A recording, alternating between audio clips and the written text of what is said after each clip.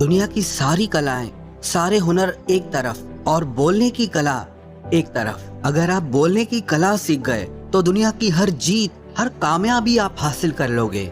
आप चाहे किसी भी फील्ड में क्यों ना हो, चाहे वो बिजनेस हो, जॉब हो या किसी रिलेशनशिप में हो, आपकी कम्युनिकेशन स्किल जितनी अच्छी होगी आप लाइफ में उतना ही सक्सेसफुल रहोगे।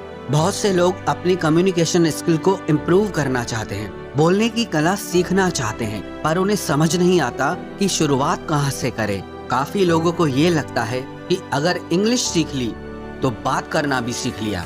हमारे दिमाग में बहुत गलत चीजें डाली गई हैं, जैसे कि अगर आप कम्युनिकेशन स्किल सीखना चाहते हैं तो आपको इंग्लिश जरूर आनी चाहिए, लेकिन इंग्लिश एक लैंग्वेज है, भाषा है, और कम्युनिकेशन स्किल एक आर्ट है, एक कला है।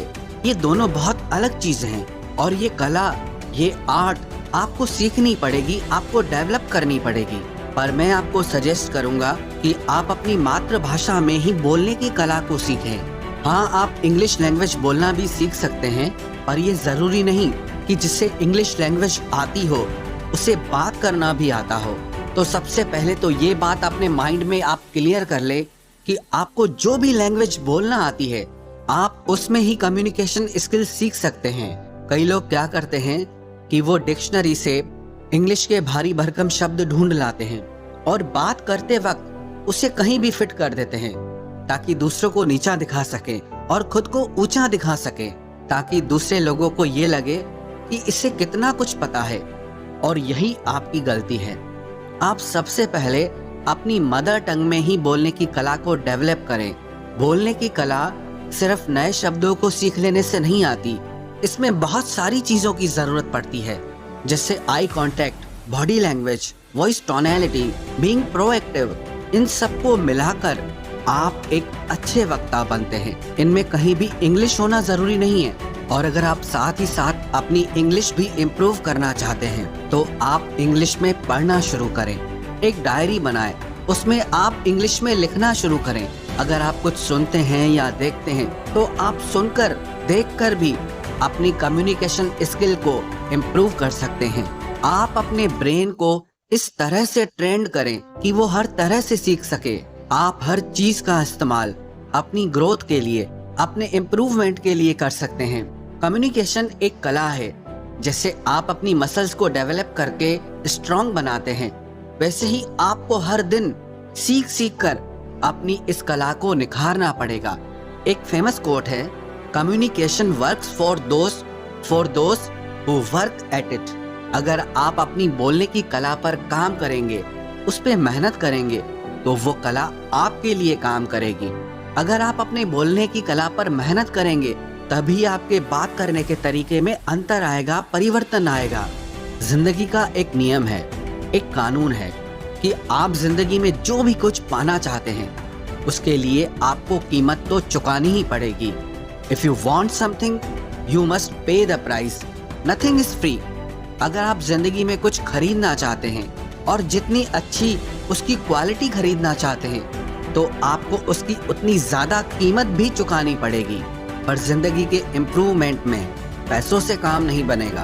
कुछ लोगों को लगता है कि मैं पैसे से सब कुछ अचीव कर लूंगा। It's not gonna happen. अगर आप एक सुंदर, स्वस्थ और फिट शरीर बनाना चाहते हैं तो आपको खुद उसके लिए वर्कआउट करना होगा। आपको खुद उसके लिए डाइट कंट्रोल करना पड़ेगा, मेहनत करनी पड़ेगी। अगर कोई और आपके लिए वर्कआउट करे, डाइट कंट्रोल करे, तो उससे आपकी बॉडी अच्छी नहीं बनने वाली। उसके लिए आपको खुद मेहनत करनी पड़ती है। और आप अपनी जिंदगी में अच्छे रोल मॉडल चुनिए, जैसे न्यूज रिपोर्टर हैं, जर्नलिस्ट हैं, अच्छे स्पीकर्स हैं जिनके बोलने की कला अच्छी है।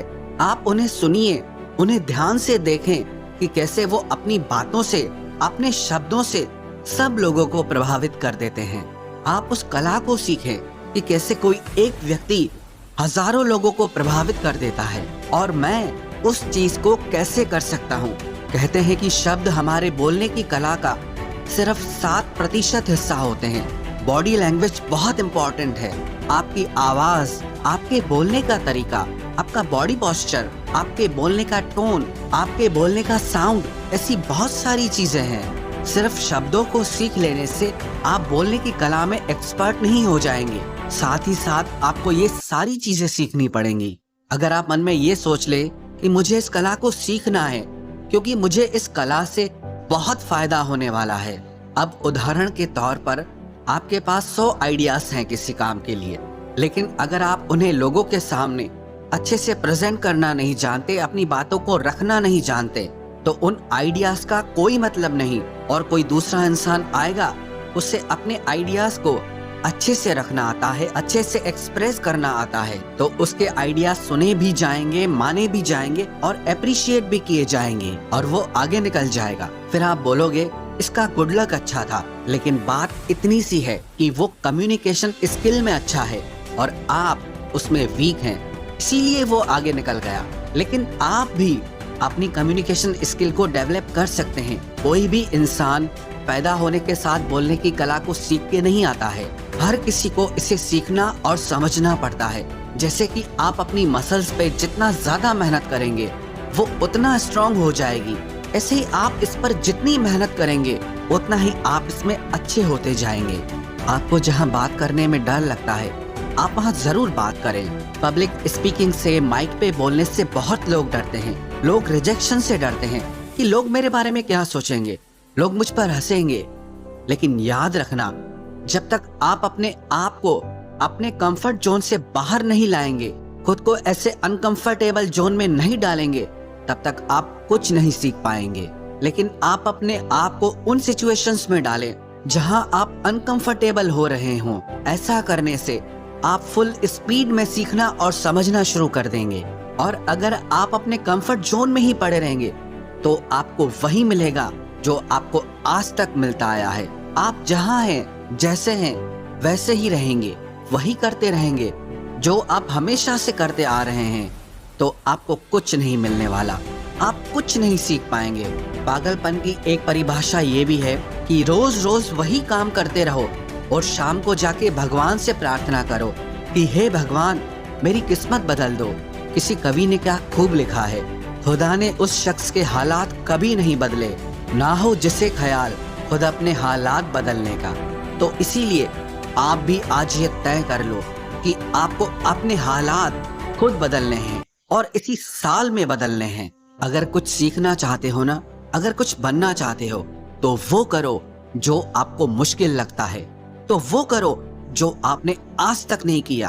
आप वो करो जिसे करने में आपको डर लगता है, जो आपको मुश्किल लगता है। सिंपल सा रूल है, if you want something you must pay the price.